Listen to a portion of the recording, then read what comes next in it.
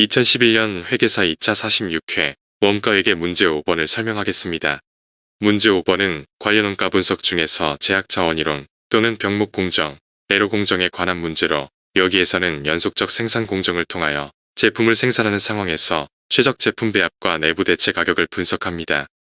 회계캠프 채널에서는 공인회계사, 세무사, 감정평가사, 관세사 시험에서 출제된 원가관리회계 분야의 기출문제 풀이 과정을 영상자료를 제작하여 설명하는데, 이 영상자료는 온 에어 스튜디오의 인공지능 음성 영상 제작 프로그램과 네이버의 클로버 더빙 프로그램을 이용하여 작성하였음을 알려드립니다.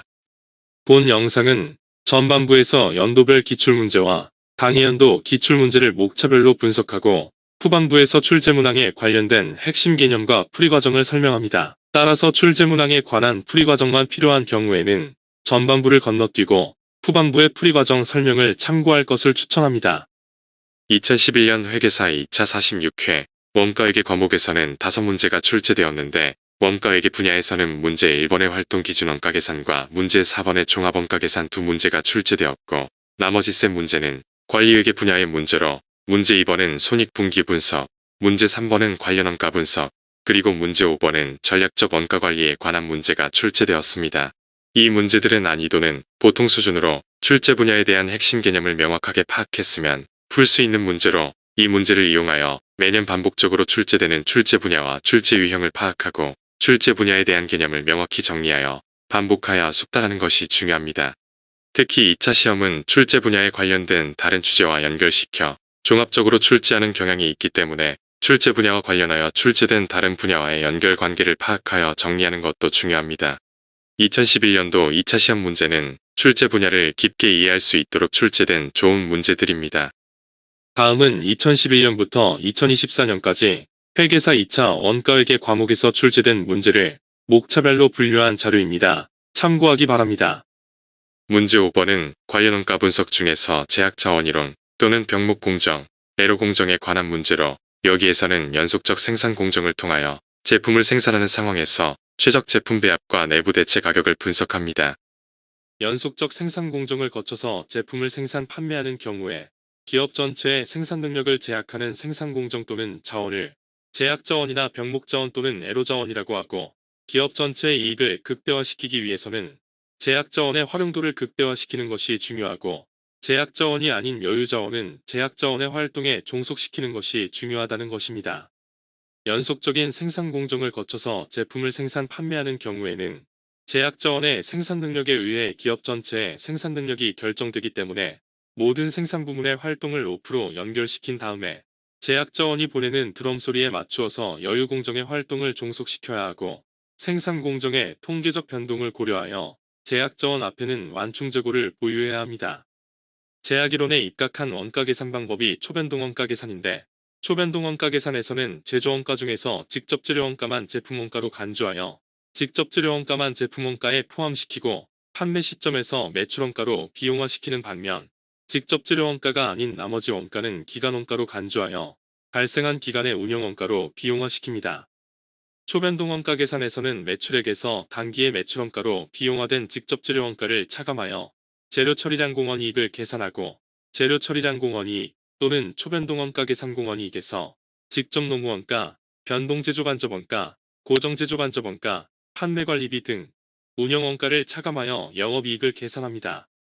주한국의 피사업부에서는 제조 부문에서 부품을 생산하고 조립 부문에서 부품을 조립하여 제품값과 제품을을 생산하는데, 물음 1번에서는 제품값과 제품을의 단위당 변동제조원가를 각각 계산합니다. 제조 부문 1에서는 1,500원의 원재료 A와 직접 노무시간 0.2시간을 투입하여 부품 X1을 생산하기 때문에 직접 노무시간에 시간당 임률 3,000원과 시간당 변동제조간접원가 1,000원을 곱한 직접 노무원가와 변동제조간접원가는 600원과 200원이어서 제품 X1의 제조원가는 2,300원입니다.